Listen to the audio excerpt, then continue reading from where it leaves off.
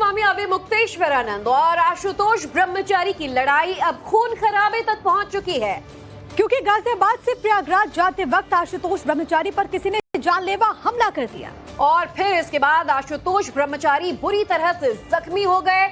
और ये वही है जिन्होंने शंकराचार्य पर बाल यौन शोषण के आरोप दर्ज करवाए हैं। मामले की पैरवी से जुड़े काम को लेकर ट्रेन से वो प्रयागराज जा रहे थे। आशुतोष ब्रह्मचारी इस हमले का आरोप शंकराचार्य पर लगा रहे हैं। तो वहीं शंकराचार्य स्वामी अविमुक्तेश्वरानंद अब तमाम आरोपों से इनकार कर रहे हैं। और इस बीच मामले से जुड़े कुछ और बड़े अपडेट्स। बड़ी खबर यह है कि ट्रेन में हमले के बाद आशुतोष ब्रह्मचारी का मेडिकल हुआ है। मेडिकल के बाद शंकराचार्य पर उन्होंने हमले का आरोप लगा दिया। तो बड़ी खबर आपको बता दें, आशुतोष ब्रह्मचारी पर जगह जगह हमलों के निशान भी हम आपको तस्वीरों में दिखा रहे हैं। आपको बता दें 21 लाख के इनाम से दरअसल ये मामला जुड़ा बताया जा रहा है। और आशुतोष ब्रह्मचारी ने कहा कि मेरी नाक काटने के लिए शंकराचार्य ने आरोपियों को भेजा था। शंकराचार्य स्वामी अविमुक्तेश्वरानंद दूसरे दिन अपनी यात्रा पर हैं। रायबरेली से उनकी यात्रा लखनऊ के रास्ते आगे बढ़ रही है और इसी बीच आज सुबह शंकराचार्य पर बाल यौन शोषण का आरोप लगाने वाले आशुतोष ब्रह्मचारी पर किसी ने ट्रेन में हमला कर दिया। और हमले का आरोप आशुतोष ब्रह्मचारी की ओर से शंकराचार्य पर लगाए जा रहे हैं, जबकि शंकराचार्य ने उनके तमाम आरोपों को निराधार बताते हुए खारिज कर दिया है। आपको सुनवाएंगे दोनों के आरोप प्रत्यारोप, लेकिन उससे पहले सुनिए मेडिकल के बाद आशुतोष ब्रह्मचारी ने नवभारत से बातचीत में क्या कहा। मेरे साथ आशुतोष ब्रह्मचारी महाराज जी हैं। महाराज जी कौन सी ट्रेन से आ रहे थे और किस तरीके से हमला हुआ, क्योंकि देख रहा हूँ नाक पे काफी ज्यादा ब्लड निकले हैं आपके। जी, रीवा एक्सप्रेस वे से आ रहे थे हम और 5 बजे जैसे मैं शौच करने के लिए गया तो मेरे पर धारदार हथियारों से एक युवक जो बॉडी बिल्डर टाइप का था और इन लोगों ने भेजा था मेरी नाक काटने के लिए, तो उसने हमारे पे हमला कर दिया है। किस पे महाराज जी आपने आरोप लगाया और तहरीर दी है जो पुलिस जो है आगे कर रही है? आरोप ने जिसने ऐसी घटना कारित कराई, जिसने योजना बने अविमुक्तेश्वर नाम का बदमाश कुकर्मी, जिसके ऊपर पॉक्सो का भी मुकदमा दर्ज माननीय न्यायालय ने किया है, मुकुंदानंद, अरविंद और प्रकाश उपाध्याय, दिनेश शर्मा, इन सबने व्यक्ति हमारे ऊपर हमला कराने के लिए भेजा है। महाराज जी ये जानना चाहेंगे कि ट्रेन में उस वक्त क्या हालात थे जब आपके ऊपर हमला किया, कैसे आपने अपनी जान बचाई? हमें लग रहा था कि गाजियाबाद से ही उस व्यक्ति को पीछा कर रहा था हमारा, और वो हमारी बोगी में भी चढ़ा है। और वहां पर जब हम उतरा तो हमें शक हुआ कि ये लग रहा था कि अब लग रहा है कि वो वही व्यक्ति था जो गाजियाबाद में भी था, और उसने हमें पकड़ लिया और धारदार हथियार से हमला किया। हमने बाथरूम में घुस के अपनी जान बचाई और मैं अकेला था, क्योंकि बाथरूम में सुबह 5 बजे कौन आएगा वहाँ। और उसके बाद बाथरूम में घुस गए, फिर उसके बाद हम अपनी 15-20 मिनट पुलिस आई जब वहाँ पे निकले हम। तो महाराज जी कहाँ से कहाँ आप जा रहे थे? हम गाजियाबाद से आ रहे थे प्रयागराज अपनी पैरवी करने के लिए। माननीय उच्च न्यायालय ने 27 फरवरी को एक आदेश दिया था कि हमें अपना शपथ पत्र और सारे सबूत दाखिल करने हैं। उसके तहत हम न्यायालय में दाखिल करने के लिए प्रयागराज आ रहे थे। एक्सक्लूसिव तौर पर आपने ये बातचीत सुनी जिसमें आशुतोष ब्रह्मचारी कह रहे हैं कि जिन जिन लोगों ने उन पर आरोप लगाया उनका नाम लेते हुए कि बदले की भावना से मुझ पर हमला करने की कोशिश की गई और चलती ट्रेन में मेरी नाक काटने की कोशिश की गई। और अब आपको हम ये बताते हैं कि आशुतोष ब्रह्मचारी के साथ आखिरकार हुआ क्या कुछ था, वो क्या कह रहे हैं। दरअसल रीवा एक्सप्रेस में उन पर जानलेवा हमला हुआ है, ये उनका कहना है। आशुतोष ब्रह्मचारी ने बताया कि उन पर धारदार हथियार से हमला हुआ। फतेहपुर सिराथू के बीच हमलावरों ने उन पर अटैक किया। आशुतोष ब्रह्मचारी के नाक और माथे पर गहरे घाव भी हैं। हमलावर ने शरीर पर कई जगहों पर हमला किया। हमलावरों और आशुतोष ब्रह्मचारी के बीच हाथापाई भी हुई और इसके बाद ट्रेन के बाथरूम में खुद को बंद कर आशुतोष ब्रह्मचारी ने अपनी जान बचाई। अब आशुतोष ब्रह्मचारी ने सीधे तौर पर स्वामी अविमुक्तेश्वरानंद का नाम भी लिया। उनका कहना था कि उनकी तरफ से ही यह हमला करवाया गया है। आशुतोष ब्रह्मचारी पर अटैक पर शंकराचार्य ने क्या कहा है ये भी हम आपको बताएंगे, लेकिन उससे पहले ये तस्वीर आप जरा देख लीजिए। तो देखिए चलती ट्रेन में कह रहे हैं कि बॉडी बिल्डर टाइप कुछ लोग आए और अचानक उन पर सुबह 5 बजे के करीब हमला करने लगे और इसके बाद उन्होंने अपनी जान बचाने के लिए बाथरूम में खुद को बंद किया।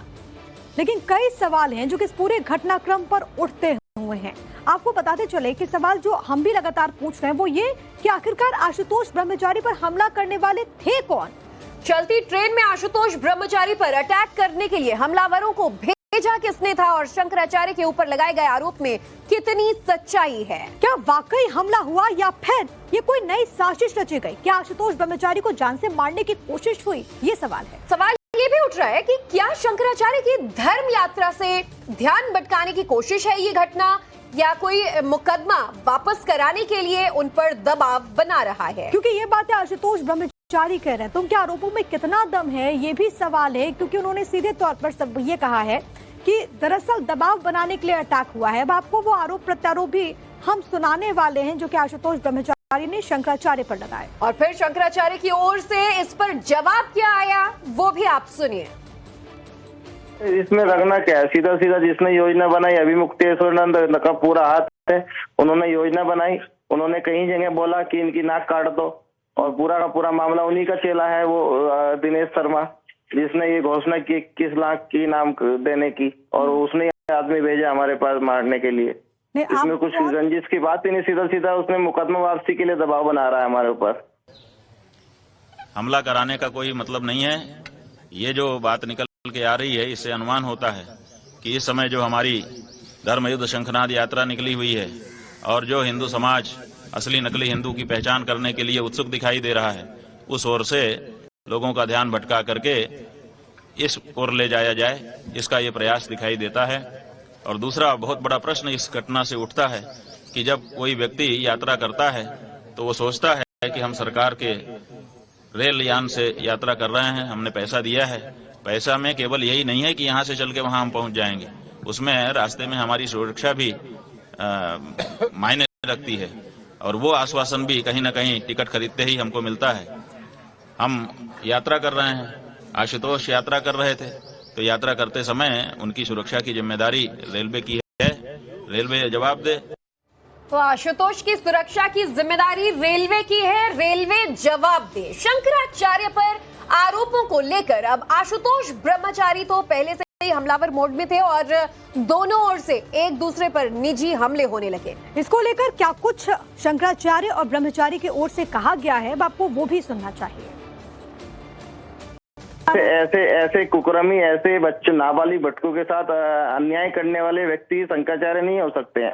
वह वो बहुत बड़ा पद है, और इनको तो इनके गुरु को जब माननीय सुप्रीम कोर्ट ने मना कर दिया तो शंकराचार्य ना बोले, वह कुकर्मी है और उसने हमारे पर हमला कराया है।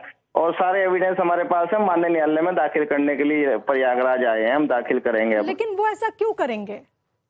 वो चाहते हैं कि मुकदमा वापस हो जाए, किसी तरह मैं मर जाऊंगा तो कहां से कौन एविडेंस दाखिल कर पाएगा, क्योंकि मुकदमे का सूचना करता मैं ही हूँ।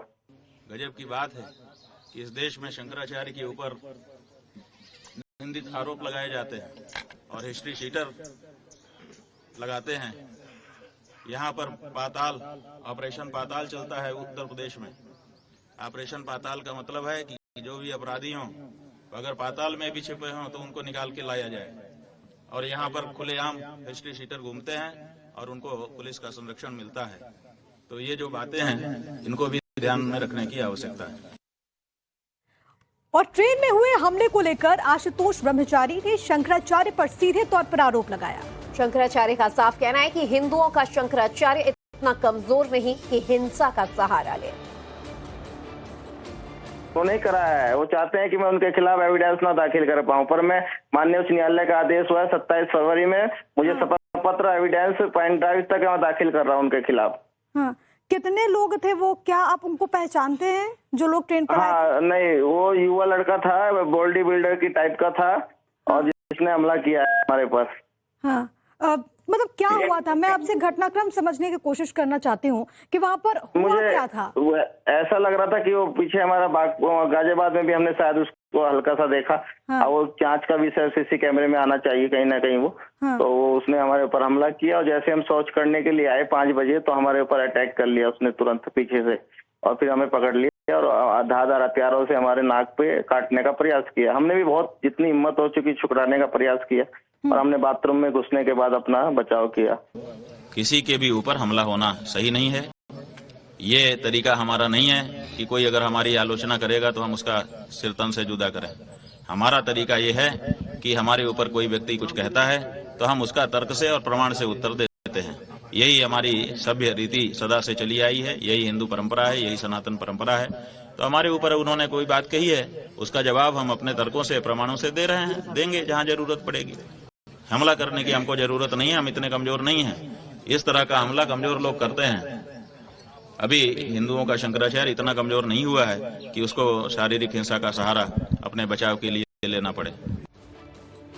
अब आशुतोष ब्रह्मचारी का कहना है कि वो सबूत देने के लिए प्रयागराज जा रहे थे, लेकिन शंकराचार्य नहीं चाहते कि सबूत कोर्ट पहुंचे और इस आरोप पर भी शंकराचार्य का जवाब सामने आया।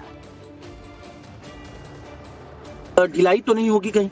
नहीं, हम डर गए थे बीच में। तो जब हमें लगा कि अब ये बच्चों के साथ, नाबालिग बच्चों के साथ अन्याय होगा, उन्होंने हमारा भरोसा किया है, रोने लगे और डरे हुए हैं। तो हमने कहा कि हम माननीय उच्च न्यायालय के आदेश का पालन भी करना है। 27 फरवरी को आदेश हुआ है कि हम अपना एविडेंस दाखिल करें, तो हमने उसके तहत यहाँ पैरवी के लिए आए हैं और अपना एविडेंस दाखिल करेंगे और पेन ड्राइव भी दाखिल करेंगे हम लोग। वो कहाँ हैं, कहाँ आ रहे हैं, कहाँ जा रहे हैं, इसकी जानकारी तो हमको नहीं है, इसलिए इस बारे में हम क्या कह सकते हैं। दूसरी बात यह है कि वो तो लैपटॉप लेकर के गए ही थे प्रयाग। वो कह रहे थे कि इसी में सब कुछ है, उसके पहले कह रहे थे सीडी में सब कुछ है, तो उसी समय क्यों जमा नहीं कर दिया? जब हाई कोर्ट में सुनवाई हुई उसके पहले भी तो वो जमा कर सकते थे, क्योंकि उसके पहले प्रेस कॉन्फ्रेंस उन्होंने कर ली थी। तो जब उनके पास सब कुछ था ही तो अपने अधिवक्ताओं के माध्यम से उनको कोर्ट को दिखा देना चाहिए था। उन्होंने वो दिखाया नहीं। अब वो कह रहे हैं कि हमारे पास थे और उनको कर दिया। हम कहते हैं आज उनके पास जो कुछ है वो सबमिट कर दें। तो आशुतोष ब्रह्मचारी ने हमले के पीछे 21 लाख रुपए के इनाम को भी वजह बता दिया, और इसकी बड़ी वजह जो है वो ये मोटी रकम, जिस वजह से आरोपियों ने उनकी नाक काटने की कोशिश की। लेकिन इस पर शंकराचार्य क्या कह रहे हैं ये भी आपको सुनवाते हैं। अभी मुक्तेश्वरानंद, मुकुंदानंद, अरविंद और प्रकाश, जिन्होंने ये योजना बनाई थी, हमारे इनाम घोषित कराया था। दिनेश शर्मा ने अपने मुंह से इनाम घोषित किया 21 लाख रुपए का, नाक काटने वालों को 21 लाख रुपए देंगे। उसी के तहत ये बदमाश हमारे हत्या कराने के लिए, नाक काटने के लिए भेजा गया है। ऐसा है कि जिन्होंने इनाम घोषित किया है उनसे बात करें, हमारा नाम क्यों उसमें लेते हैं? हमने घोषित किया है क्योंकि उनकी चूंकि उनकी सीधी लड़ाई आपसे है और आपके खिलाफ ही एविडेंस वो जमा करने जा रहे थे। हमने कोई इनाम नहीं घोषित किया। जब किसी व्यक्ति के द्वारा इनाम घोषित किया गया था तब भी हमने कहा कि हिंसा को हमारे धर्म में कोई स्थान नहीं है, किसी के प्रति कोई शारीरिक हिंसा नहीं होनी चाहिए। जिसको जवाब देना है बौद्धिक रूप से प्रमाणों के साथ, तर्कों के साथ दे। तो ऐसी स्थिति में हमारे ऊपर आरोप लगाने का क्या मतलब है? आशुतोष ब्रह्मचारी का कहना है कि हमलावर जो हैं वो स्वामी अविमुक्तेश्वरानंद के समर्थक थे। इस पर शंकराचार्य ने जो जवाब दिया वो भी आपको सुनना चाहिए। मैं खुल के से नहीं बोल रहा, उल्टा सीधी बात बोलता है। वो एविडेंस है, सारी चीज हम दाखिल करेंगे। बस वही चाहता है कि एविडेंस ना दाखिल कर पाऊँ, मेरे पे हमला करा रहा है, मैं मर जाऊं। पर मैंने अब कह दिया है, पुलिस से निवेदन है मेरा, सरकार से निवेदन, मेरा एविडेंस उच्च न्यायालय तक पहुंचवा दो, ठीक है? मुझे मर जाओ, मुझे एविडेंस चले जाए न्यायालय तक। फिर जिला न्यायालय में एविडेंस क्या बाहर हुई, न्यायालय तो देखने, उच्च न्यायालय को भी बताओ ना, जेस ने कितना बड़ा अपराध किया। छोटे छोटे बंदूक डरे हुए, उनके जिले में जा रहा है, यात्रा निकाल रहा है कि वो डर जाए, दिखा रहा है कि वहां की पब्लिक मेरे साथ है। अब बताइए आप, एक अपराधी को वादी के जो पीड़ित है उनके घर में इस तरह बैंड के साथ जाएगा वो? ये तो पूरा पूरा भ्रष्टाचार, या पूरा पूरा अन्याय हो रहा है बच्चों के साथ। हमारे समर्थक जो होंगे वो हमारे अनुसार चलेंगे। जो जिसका समर्थक होता है उसका स्वभाव भी उसी के जैसा होता है। तो हमने ऐसा उग्र रूप दिखाया ही नहीं, तो हमारे समर्थक कैसे दिखा सकते हैं? इसलिए हमारा ये शुरू से कहना है, आप लोगों से भी बार बार कह चुके हैं कि आरोप लगा देना एक अलग बात होती है, उसको सिद्ध करना दूसरी बात होती है। आरोप लगाने वाले ने अपना हृदय दिखा दिया कि हमारे हृदय में इस तरह की बात है, लेकिन उसको सिद्ध भी तो करना है, तो वो कैसे कर पाएंगे? तो आशुतोष ब्रह्मचारी हमले से जुड़ी जो घटना बता रहे हैं उसको लेकर शंकराचार्य ने सवाल उठा दिए। और क्यों कुछ दिनों से दोनों की ओर से आरोप प्रत्यारोप जो है वो सामने आए, और फिलहाल क्या कहा गया, चलिए आपको ये भी सुनवाते हैं। सुबह सुबह जब बोगी फर्स्ट एसी थी, सब सो रहे थे, और हम जैसे ही आए थे शौच करने के लिए, कोई तेज प्रेशर बना तुरंत, और तुरंत हम वहाँ पे आए। वो आपको पहले से आपका पीछा कर रहे थे आशुतोष जी? हाँ, ऐसे ही लग रहा था, क्योंकि मुझे लगा कि वो मुझे गाजियाबाद भी स्टेशन पे दिखाई दिया, मुझे ऐसा लग रहा है। आपने कैसे खुद को बचाया? मतलब वहां पर हुआ क्या था? आप कह रहे हैं कि आप वहां पर थे, पीछे से कोई आता है, उसने आपका हमला कर दिया। मैंने भी अपना प्रयास किया बचने का, जितना भी हो सका मैंने भी हाथापाई किया है। और मैंने भी उसके नीचे से ऐसे कॉली जैसे उसने मेरी पल्ली तो नीचे से निकला हूँ मैं। और अपनी खड़ाओं से भी मैंने 1-2 मारा उसको। और मैं फिर अंदर गया हूँ बाथरूम में, मैंने बंद कर लिया है बाथरूम। अभी जो बताया गया हमको कहा गया है कि अटेंडेंट ने कहा है कि बाथरूम जाते तक तो ठीक थे, निकलने के बाद ये बात कह रहे हैं। तो इसी से आप अनुमान लगा लीजिए, जो शातिर अपराधी होते हैं वो अपने ऊपर भी हमला स्वयं करके दिखा देते हैं कि देखिए हमारे ऊपर हमला हुआ। तो यहाँ पर वो चीज दिखाई दे रही है और उनकी जो पुरानी हिस्ट्री है वो इसको सपोर्ट कर रही है।